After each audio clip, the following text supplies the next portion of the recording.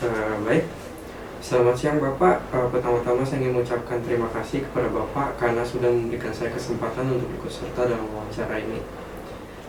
Baik, Pak, perkenalkan nama saya Nathanael Fitra Rodrigo.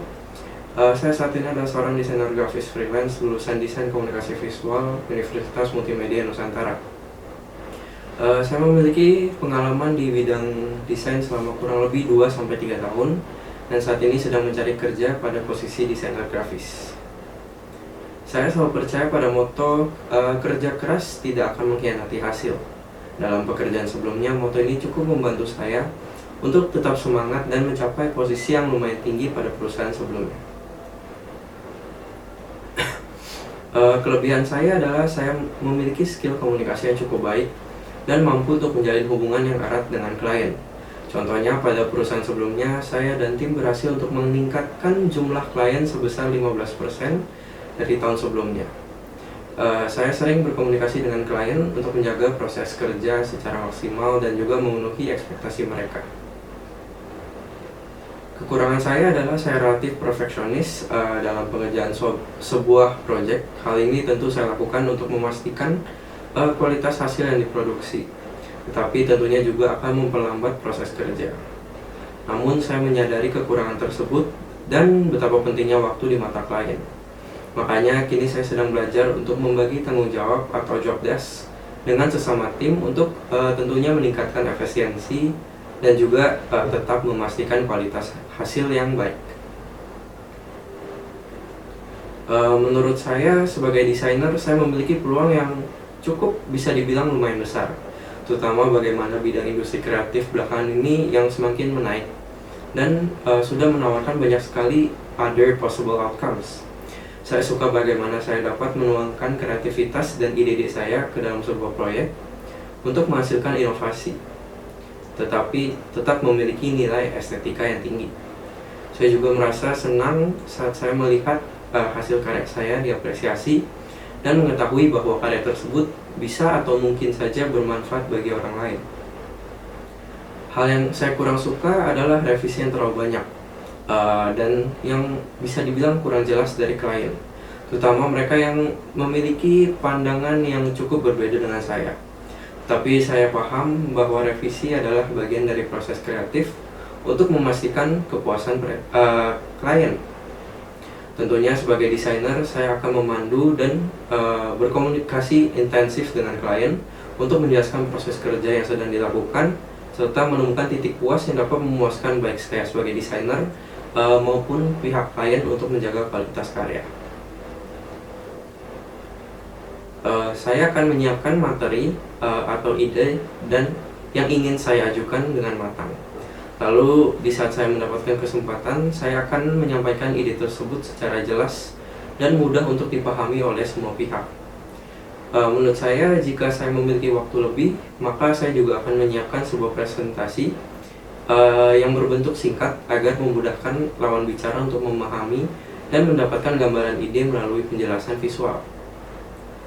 Dari ide tersebut, saya juga akan menjelaskan keuntungan-keuntungan yang dapat didapatkan oleh perusahaan serta bagaimana cara mencapai tujuan tersebut.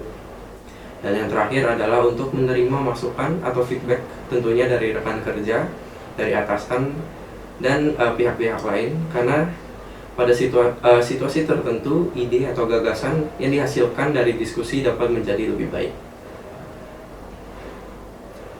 Pertama-tama, saya akan tetap bersikap profesional dan akan menggunakan sandwich method, yaitu adalah memulai dengan apresiasi yang dilanjutkan dengan saran dan diakhiri dengan apresiasi lagi.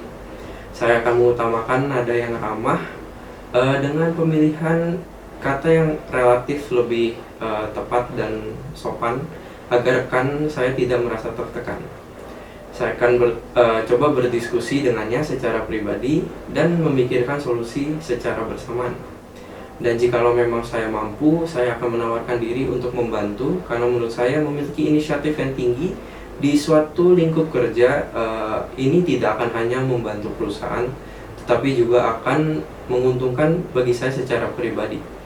Tentunya semua ini saya lakukan agar semua proses kerja tetap berjalan lancar. Pertama-tama, saya akan tetap bersikap profesional dan menganalisa kesalahan tersebut, serta bagaimana kesalahan tersebut dapat mempengaruhi perusahaan. Jika kesalahan tersebut bersifat fatal atau mungkin severe, maka saya akan coba untuk berdiskusi dengan atasan secara pribadi atau privat untuk tentunya menyampaikan kesalahan tersebut, dan melakukan klarifikasi serta mungkin konfirmasi ulang kepada atasan secara tentunya sopan dan juga jelas. Saya juga akan memberikan saran yang dapat dipertimbangkan oleh atasan dan mencatat notulensi diskusi untuk mengurangi kesalahpahaman ke depannya. Saya dan rekan tim pernah mendapatkan klien dari badan pemerintahan yang meminta kami untuk merancang sebuah website interaktif yang harus dilengkapi dengan 3D modeling serta animasi, dan semua ini harus diselesaikan dalam kurun waktu 2 minggu. Secara kasar, request ini sudah tidak masuk akal untuk dilakukan, tetapi waktu itu menurut kami ini adalah kesempatan yang baik untuk meningkatkan branding kami. Kami sudah memberikan klien prototipe seminggu setelah request klien. Walaupun tidak sempurna, kami cukup puas dengan hasil yang kami berikan dalam kurun waktu seminggu tersebut. Klien ternyata memiliki banyak revisi yang harus kami lakukan dalam waktu seminggu kurang. Tentu di sini kinerja kami diuji untuk bekerja under pressure. Saya dan tim coba berkomunikasi dan menjelaskan kepada klien mengenai outcome dan kemungkinan yang dapat terjadi untuk mendapatkan titik tengah yang dapat disetujui oleh pihak kami maupun pihak klien. Hal ini tentu membantu penyelesaian proyek. Dari pengalaman ini, saya dan rekan tim sadar bahwa komunikasi antar klien dan internal tim itu sangat penting. Tanpa adanya komunikasi yang lancar dan transparan, maka proyek memiliki kemungkinan besar untuk tidak selesai. Selain itu, mengenal rekan kerja juga menjadi hal yang penting untuk pembagian job desk yang teratur dan sesuai dengan kapasitas masing-masing anggota. Dan mungkin walau ini terdengar kurang profesional, tetapi memilih klien juga penting.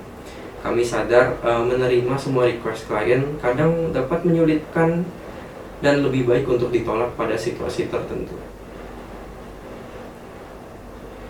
Saya yakin banyak kandidat-kandidat lain yang memiliki bakat luar biasa, namun saya percaya skill saya dalam beradaptasi cepat, terutama kepada tren desain baru, akan mendukung kemajuan dari perusahaan ini. Saya juga memiliki beberapa sertifikat Adobe yang dapat mendukung kredibilitas saya pada beberapa software desain. Selain itu, skill saya dalam berkomunikasi dengan klien, memiliki time management yang teratur, dan dapat bekerja dalam tim membuat saya merasa bahwa saya cocok berada di posisi ini. Rencana saya untuk 3 tahun ke depan adalah untuk terus berkembang tentunya dan naik jabatan menjadi art director pada perusahaan ini. Saya sangat tertarik untuk bisa mengambil tanggung jawab yang lebih besar, dan saya tertarik untuk mencoba memimpin sebuah tim. Untuk rencana saya 5 tahun ke depan adalah untuk memulai membangun game studio pribadi saya. Hal ini tentunya menjadi impian pribadi saya untuk bisa mengelola sebuah game studio dan bisa mengangkat nama banyak desainer dan mempekerjakan mereka untuk tentunya mengangkat industri kreatif di Indonesia. Saya yakin dengan komitmen dan latar belakang saya yang berfokus erat dengan posisi ini, membuat pengetahuan desain dan pengalaman kerja serta pengalaman organisasi saya berguna bagi perkembangan perusahaan ini. Maka dari itu, saya yakin bahwa saya cukup cocok untuk diterima di perusahaan ini sebagai seorang desainer. Baik, terima kasih Bapak.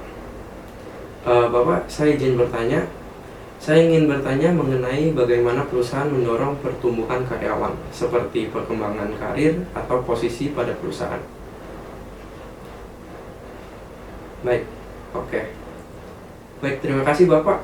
Saya ingin mengucapkan terima kasih sebanyak-banyaknya, dan saya berharap dapat bekerja bersama Bapak dan rekan lainnya di perusahaan ini. Have an amazing rest of your day. Thank you Bapak. Permisi Bapak.